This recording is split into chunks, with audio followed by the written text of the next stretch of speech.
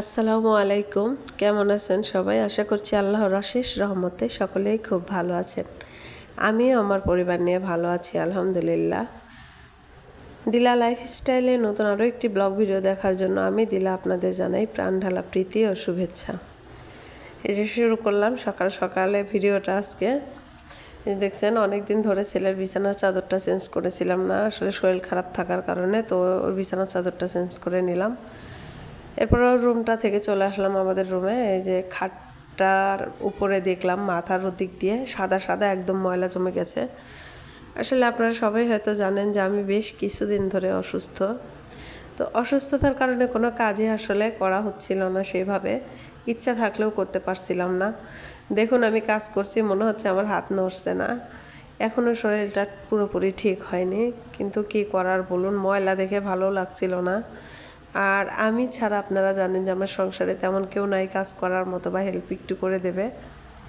তো যাই হোক, নিজের কাজ নিজেকেই করতে হয়। এই যে দেখছেন এভাবে আর কি খাটটা পরিষ্কার করে নিলাম। এখন একটু শান্তি পাবো নিজের কাছে, যে একটু হলেও ঘরটা ক্লিন ক্লিন লাগছে, নিজের কাছে পরিষ্কার মনে হচ্ছে। তো যাই হোক, ভিডিওর এই পর্যায়ে এসে একটা কথাই বলতে চাই, আপনারা এই মুহূর্তে এসে ভিডিওটি যে ক্লিক করেছেন প্লিজ একটি লাইক দিয়ে ভিডিওটি কন্টিনিউ করবেন। আর আমার এই ধরনের লাইফস্টাইল ব্লগ যদি ভালো লাগে তো আমার চ্যানেলটি সাবস্ক্রাইব করে আমার পাশে থেকে যেতে পারেন।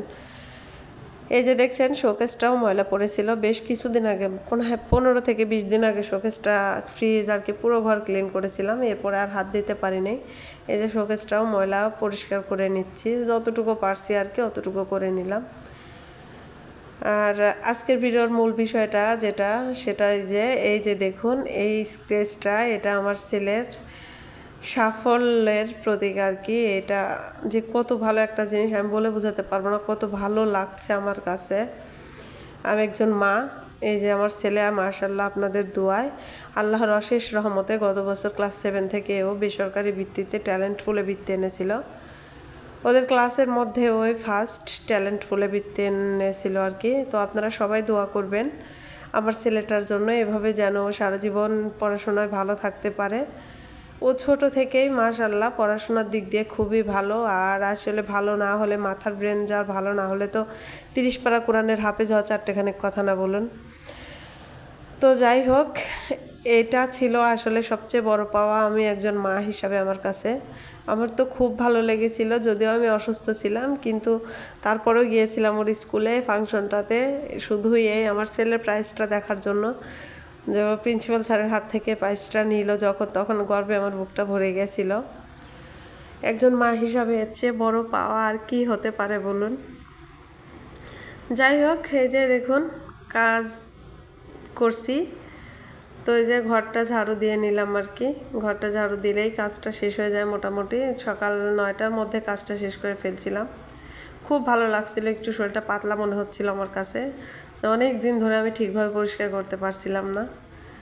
আর এই যে দেখছেন এখানে, এটা হচ্ছে চিকেন কাবাব বানিয়েছিলাম আমার মার জন্য। আসলে উনি খেতে চেয়েছিল, আমি কখনোই বানাই নাই, সত্য কথা এটা। তো এই ফার্স্ট করলাম, মাশাআল্লাহ অনেক ভালো হয়েছিল, খেতেও ভালো হয়েছিল। তো ভাবছি এখন থেকে এভাবেই ওকে করে দিব। আমার কাছে খুব একটা ভালো লাগেনি যদিও, সত্য যেটা, কিন্তু বাচ্চারা খুব মজা করে খেয়েছিল, ওর ছেলে মেয়ে, ওদের কাছে খুব ভালো লেগেছিল। যাক, ভালো লাগলে আমার মনে হয় সার্থকতা একটা মায়ের, কারণ কষ্ট করে কিছু বানিয়ে দিলে ওরা যদি ভালোবেসে খায় বা পছন্দ করে সেটাই অনেক কিছু। তো যাই হোক, আপনাদের উদ্দেশ্যে কিছু কথা বলতে চাই আপু ভাইয়েরা, প্লিজ কিছু মনে নিয়েন না আপনারা। ভিডিওটা অনেকেই দেখেন, একটা লাইক দেন না, প্লিজ একটা লাইক দিয়ে ভিডিওটি দেখবেন। আপনাদের একটা লাইক আমার কাছে অনেক মূল্যবান, আপনারা বিশ্বাস করবেন কিনা জানি না। আপনাদের একটা লাইক পেলে আমার উৎসাহ বেড়ে যায়। আর কমেন্টের কথা বলবোই না, কারণ কমেন্ট করেন, অনেকেই কমেন্ট করেন, কমেন্ট করতে তো মাশাআল্লাহ আমার খুব ভালো লাগে।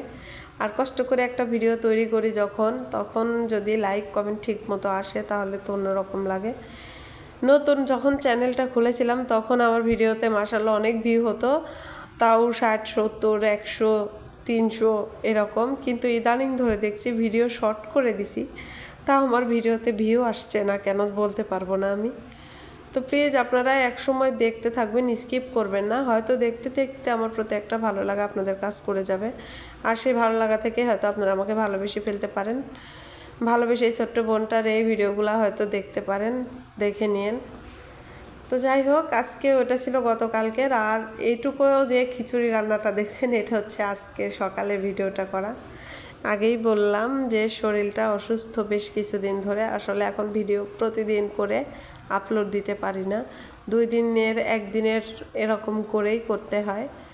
তো গতকাল ওইটুকু করে রেখেছিলাম, আজকে সকালে বৃষ্টি দেখে খিচুড়ি রান্না করলাম, ভুনা খিচুড়ি। তো সেটুকু ভাবলাম আপনাদের সাথে শেয়ার করে নিই। এই যে দেখছেন আমি খিচুড়িটা মেখে বসিয়ে দিলাম আর কি, প্রেশার কুকারে দিয়ে দেবো, তাই আর কি গোশটা এখনই দিয়ে দিলাম এর সাথে। এদিকে দেখুন কি সুন্দর বৃষ্টি পড়ছে, আল্লাহ আমার তো এত ভালো লাগে বৃষ্টি দেখতে বলার মতো না। এই যে আমার গাছগুলো একটু সতেজ হয়ে উঠেছে বৃষ্টির পানি পেয়ে, মানে মনে হচ্ছে ওরা খুব খুশি। যাই হোক, এই যে গোসল টোসল করে খাওয়া দাওয়া করতে চলে আসলাম, আপনাদের ভাইয়া লাঞ্চে চলে আসছে। ছেলে অবশ্য আগেই খেয়ে স্কুলে চলে গেছে, ও টিফিন টাইমে আসছিল 1:30-এর মধ্যে ওর খেয়ে চলে গেছে। তো আর আজ এ পর্যন্তই বন্ধুরা, সকলেই খুব ভালো থাকবেন, আমার ও আমার পরিবারের জন্য দোয়া করবেন। দেখা হবে নেক্সট ভিডিওতে, সে পর্যন্ত সকলেই সুস্থ থাকবেন। আল্লাহ হাফেজ।